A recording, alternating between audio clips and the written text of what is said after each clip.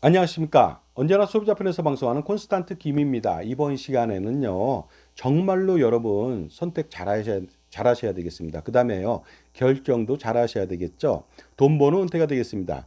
혹시라도 주택연금을 가입해서 연금을 따박따박 받고 있다면요, 정말로 안심하고 노후 생활비를 충당한다고 생각하고요, 매일매일이 행복해서 등산이나 가고 그러실 것 같은데요, 절대로 등산 갈 생각하지 마시고, 주택연금부터 해지해 보시기 바랍니다. 자세하게 알아보도록 하겠습니다.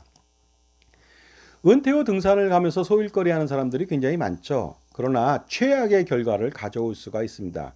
제 아시는 분도 이렇게 해서 최악의 결과를 가져왔습니다.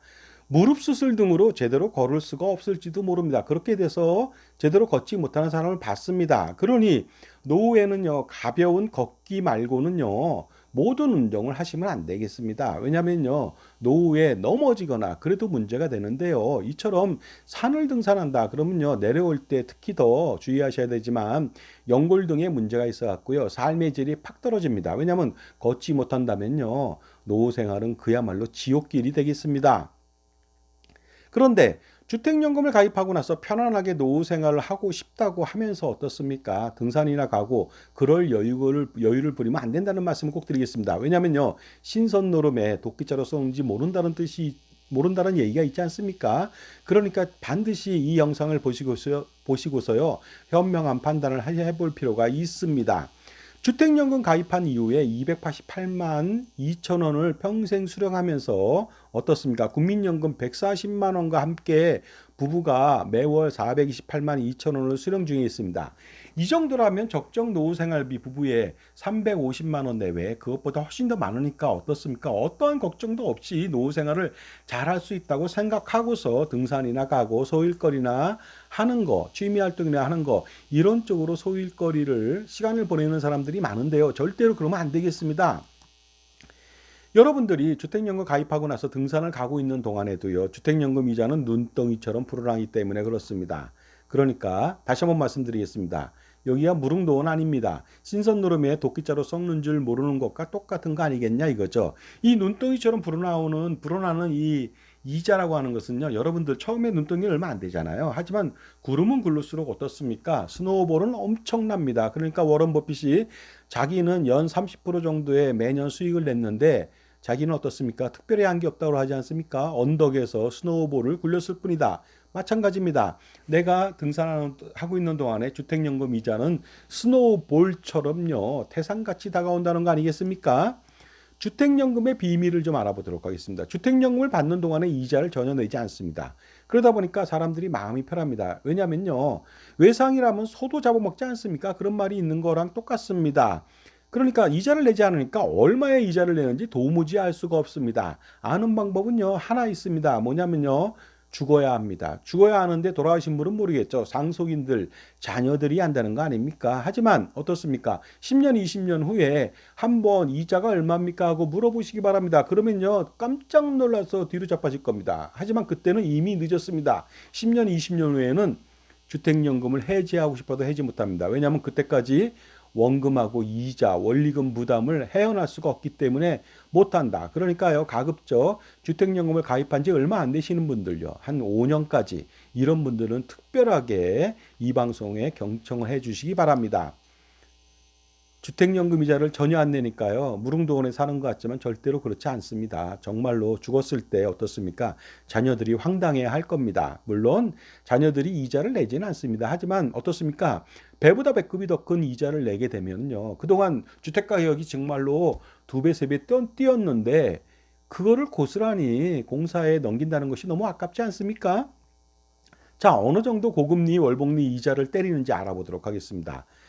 코픽스 금리 3.52%, 이건 몇 개월 전의 금리가 되겠습니다. 가상금리 0.85%, 연보증료 0.75%, 이건 또 왜 떼는지 모르겠습니다. 하지만 총 연 5.12% 월복리를 씁니다. 투자나 대출에 있어서 가장 중요한 것이 그 이자인데요. 가장 무서운 것이요, 투자했을 때는 가장 좋은 것이 월복리 투자고요, 가장 무서운 것은 대출이자 월복리 이자가 되겠습니다. 매월 이자를 갚지 않으니까 월복리 이자로 계속 감아서 복리 효과를 노린다는 거 아닙니까? 연복리도 아인슈타인이 깜짝 놀란 복리 마술쇼라고 했는데 월복리는 그보다 더 심각합니다. 자, 그러다 보니까 몇 개월 전에 가입했을 때 이율이 5.12%라고 했을 때요. 지금은 5.0% 연복리가 되겠습니다. 제가 계산을 해보도록 하겠습니다.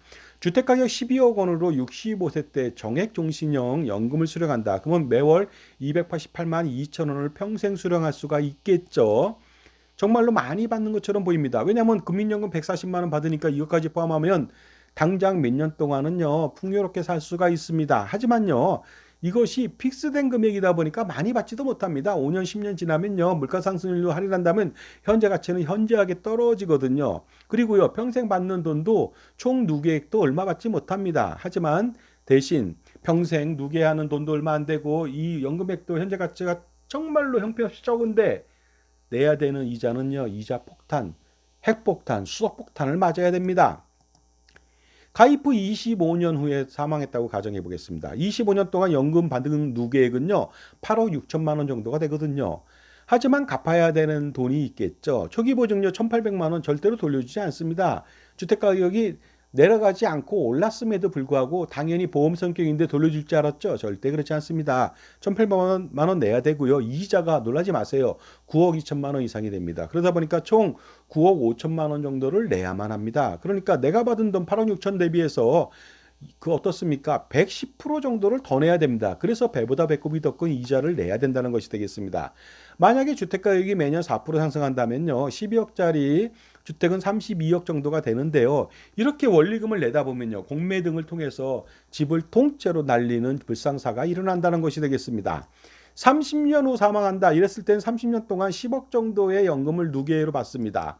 하지만 갚아야 될 돈은요. 이자까지 포함해서 15억 원 정도가 됩니다. 이거 어떻습니까? 5년 더 살았는데 따따블로 뛰는 듯한 어떻습니까? 월복리 이자의 무서운 맛을 한번 보게 되는 것이죠. 내가 받은 돈은 10억인데 내야 될 돈은 15억입니다. 어떻습니까? 내가 받은 연금액 대비해서 150% 가까이 더 많지 않습니까? 엄청난 이자 폭탄이 아닐 수가 없습니다. 주택가격이 30년 동안 4% 상승한다면 39억인데요. 이마저 마찬가지로 공매로 다 날릴 가능성이 굉장히 높죠. 아깝지 않습니까? 36년 후 사망한다. 100세까지 산다고 가정해 보겠습니다. 그러면요. 36년 동안에 12억 4천만 원 받습니다. 이거 너무 황당하지 않습니까? 36년 전에 주택가격이 12억 원인데 36년 동안 받는 연금 누계액이 12억밖에 안 돼요. 12억 4천밖에 안 됩니다. 너무나도 적은 금액을 받은 거 아닙니까?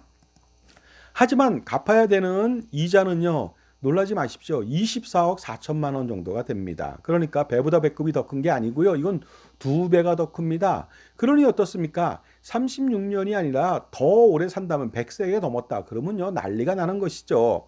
주택가격이 4%만 상승한다 하더라도 36년 사망 시의 주택가격은 49억 원인데요. 이 원리금은 충분히 갚을 수 있을지 모르지만 어쨌든 간에 공매로 공매 가격 하락이라면 거의 주택 가격에 상응하는 어떻습니까? 공매로 공매손에 따라서 어떻습니까? 그 상속인들이 받을 돈은 거의 없다고 볼 수가 있겠습니다. 그리고요, 이건 제가 예시를 한 겁니다. 120세에 죽었다고 가정해 보도록 하겠습니다. 그럴 수도 있지 않습니까? 그랬을 때는요, 56년 동안에 겨우 19억 정도 받습니다. 연금은. 56년 전에 12억짜리 주택 가지고서 56년 동안에 이것밖에 못 받는다. 일단 적어도 너무너무 적습니다. 하지만 갚아야 될 이자는요. 이게 도대체 얼마입니까? 95억 원입니다. 내가 받은 돈 20억 원도 안 되는데 이자가 95억 원입니다. 무려 500% 가까이 이자를 내야 된다. 이것이 월복리 이자. 오래 살면 오래 살수록 엄청나게 불어나는 이자 폭탄, 수석 폭탄의 맛을 보게 되는 것이 되겠습니다. 이때 만약에 주택가격이 56년 후에 4% 상승한다면 108억 정도가 되는데요. 어떻습니까? 이 108억 가지고도 해결이 안 되잖아요. 그렇다고 해서 어떻습니까? 상속인들이 모자란 이자를 내지는 않습니다. 이것으로 퉁치겠죠. 하지만 주택공사가 손해나는 장사 할까요? 절대 손해나지 않죠. 이 공매로 108억 원에 날리더라도요.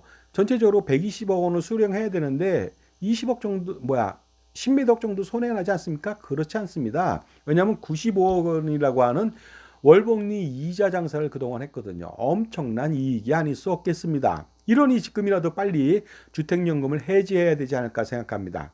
그러나 해지했을 때는요. 당연히 페널티가 있죠.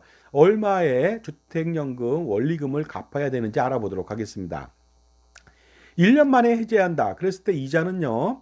알아보도록 하겠습니다. 연금 누계액은 3,400만 원 정도 되고요. 갚아야 될 돈 초기 보증료 무조건 내야 됩니다. 1,800만 원. 그다음에 이자 177만 원 정도 해서 총 2천만 원 정도가 되거든요. 그러다 보니까 어떻습니까? 내가 받은 돈은 3,400인데 내야 되는 이자 등은요 2천만 원 정도가 됩니다. 너무 아깝지 않습니까? 그러다 보니까 1년 만에 5,435만 원을 갚아야 됩니다. 그리고 해지해야 되거든요. 그래도 이때가 가장 좋을 때죠. 해지해야 됩니다. 2년 뒤에는요 받은 돈은 한 7천만 원 됩니다. 그러나 내야 되는 이자는 2,200만 원이 되겠습니다. 점점 많아지죠. 총 상환 원리금은요 9,200만 원 정도가 되는데 이때도 아직 늦지 않았습니다. 가입한 지 2년밖에 안 됐다. 빨리 해지하시기 바랍니다. 이 돈을 어떻게 만드느냐고요? 뒤에서 말씀드리겠습니다.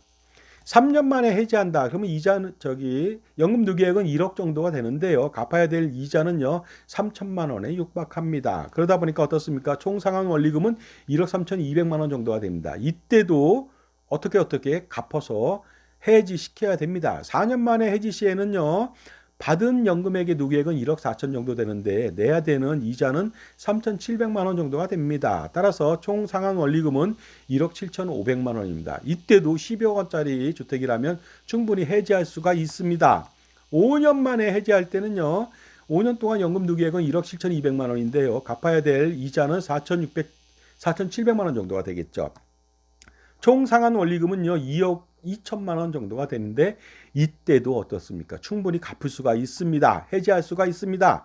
그러니 이때까지도 충분하게 가입한 지 5년 이내라면 충분히 해지할 수가 있습니다. 그렇다면 어떻게 해지금을 만드는지 뒤에서 알려드리겠습니다. 지금까지 제 정보가 도움이 되신다면 무료 구독하고 좋아요 부탁드리고요. 멤버십 회원 가입을 통해서 보다 다양한 혜택을 받아보시고요. 현명한 선택을 할 수 있도록 콘스탄트 김 저는요 은퇴 및 보험 및 금융 및 절세 및 세금 및 자산관리 재무설계 기타 등등의 전문가라고 자부하고 있습니다. 그쪽 일만 하고 있기 때문에 저의 노하우를 배우셔 갖고 현명한 선택을 할 수 있지 않을까 생각합니다. 그러니 멤버십 회원 가입해 보시기 바랍니다. 돈 내는 거요. 회비 내는 거 그거 얼마 안 됩니다. 낸 돈 대비해서 1,000배, 만배, 10만 배로 돌려받을 수가 있기 때문에 반드시 어떻습니까? 크리스마스가 되기 전에 선물 보따리를 어떻습니까? 크리스마스 선물보다도 훨씬 엄청난 선물 보따리를 한번 풀어보시기 바랍니다. 자, 10년 뒤에 해지한다. 이때는 좀 늦었다는 감이 있거든요. 왜냐하면 연금 누계액이 3억 4,500입니다. 하지만 내야 되는 이자액은요 1억 3,400이나 됩니다. 그러니 5억 원 가까이 되는 돈을 갚아야 되거든요. 야, 이거 정말로 갚을 수가 있겠습니까? 이것도 갚는다면 그나마 다행입니다. 20년 뒤에 해지한다. 연금 누계액이 7억 정도 되고요. 갚아야 되는 이자액이 5억 6천입니다. 따라서 총 상환 원리금은 12억 5천인데 이때는 진짜 갚지 못할 것으로 보입니다. 제가 볼 때는요.